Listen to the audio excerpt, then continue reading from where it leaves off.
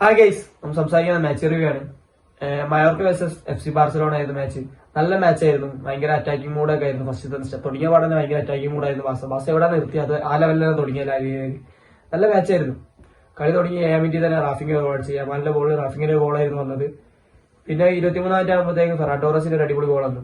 പക്ഷേ ഇങ്ങനെ പോവാണെങ്കിൽ ഏകദേശം ഒരു 5-6 ഗോൾ അടിക്കുന്ന വിചാരിച്ചു. അതിന്റെ ഇടയിൽ 2 റെഡ് കാർഡും മയോർക്ക ടീം പ്ലേസിന് കിട്ടി. 2 പ്ലേസ് റെഡ് കാർഡ് കിട്ടി. ഞാൻ ഉറപ്പിച്ചു ഇത് ഏകദേശം ഒരു എന്താ പറയാ 8-9 ഗോളിലേക്ക് പോകാനുള്ളത് വിചാരിച്ചു. കാരണം കഴിഞ്ഞ ദിവസം വാസിന്റെ കളി അങ്ങനെ ആയിരുന്നു.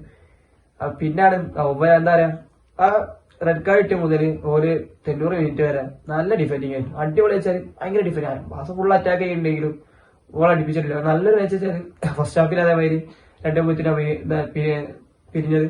സെക്കൻഡ് ഹാഫ് തുടങ്ങി 90 മിനിറ്റ് വരെ എന്താ പറയാ ഭയങ്കര മാച്ച്, ഭയങ്കര അറ്റാക്കിംഗ് ആയ ബാസാണെങ്കിലും ഭയങ്കര ഡിഫെൻഡിങ് ആണ്. അതൊരു കാണിച്ച് ആ 9 പ്ലേയേഴ്സ് തുടങ്ങിയിരുന്നു കാണിച്ചത് എന്താ വെച്ചാൽ ബാസിനെ ഗോൾ അടിപ്പിച്ചില്ല.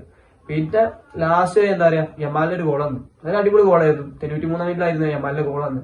അതുവരെ ഒരു പിടിച്ചിരിക്കണം. എന്താ പറയാ ഭയങ്കര വെച്ചാൽ 9 പ്ലേയേഴ്സ് വെച്ചിട്ട് എങ്ങനെ കളിച്ചത് ഭയങ്കര ഗെയിമായിരുന്നു. അപ്പൊ 11 പ്ലേയേഴ്സ് ഉണ്ടെങ്കിൽ ചിലപ്പോ ആ ഗോളൊക്കെ തിരിച്ചടിക്കാനുള്ള സമയം ഉണ്ടായിരുന്നു. അങ്ങനത്തെ ഒരു മാച്ച് ആയിരുന്നു. നല്ലൊരു മാച്ച് ആയിരുന്നു. ബാസൊക്കെ നല്ലൊരു മാച്ച് ആയിരുന്നു. ബാസൊക്കെ ഇനി കുറെ പ്രൂവ് ചെയ്യാണ്ട്. കാരണം 9 പ്ലേയേഴ്സ് വെച്ചിട്ട് എപ്പോഴാണ് ഗോൾ അടിക്കാം.